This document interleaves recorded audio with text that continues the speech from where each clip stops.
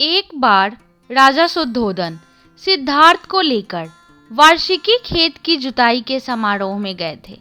राजा शुद्धोधन को एक रीत को पूरा करना था। उस वक्त खेत का सबसे पहला हल राजा जोता करते थे, इसीलिए राजा के लिए बैलों की जोड़ी को सजाकर लाया गया था। सिद्धार्थ को एक सेब के पेड़ के नीचे बैठा दिया गया। राजा शुद्धोधन ने बैलों को कमान देकर खेत को जोतना शुरू किया।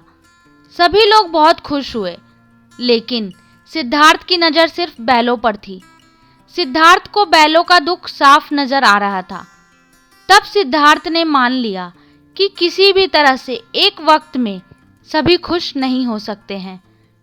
इस प्रकार सिद्धार्थ अपने चारों ओर घटने वाली घटनाओं का सूक्ष्म स्तर पर अवलोकन करते थे। राजा शुद्धोधन ने सिद्धार्थ को न सोचने के लिए मजबूर किया।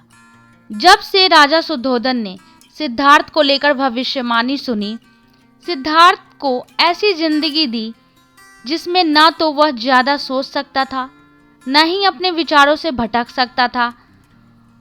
यहाँ तक कि सिद्धार्थ के आमने सामने सभी दास और नौकर भी हिस्ट पुष्ट रहते थे। सिद्धार्थ को 30 वर्ष की उम्र तक शुद्धोधन ने वह जिंदगी दी जिसमें उसको इस बात की भनक लगने नहीं दी कि कभी मिट्टी भी हवा के साथ उड़ सकती है। राजा शुद्धोधन ने सभी ऋतुओं के लिए अलग अलग महल बनवाए ताकि सिद्धार्थ को कोई तकलीफ न हो।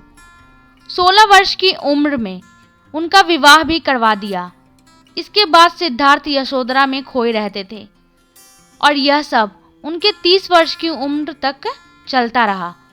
उसके बाद गौतम बुद्ध फिर एक नई दुनिया में निकल पड़े और अपने जीवन को एक नई दिशा दी उन्होंने।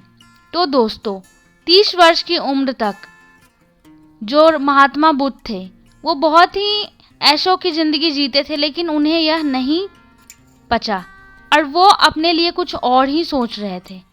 तो आई होप कि आप लोगों को उनका ये मार्मिक स्वभाव पसंद आया हो और आगे भी मैं उनके जीवन से जुड़ी कहानियाँ लेकर आती रहा करूँगी। जब तक के लिए आप लोग सुनते रहिए, मस्त रहिए, स्वस्थ रहिए। Bye bye.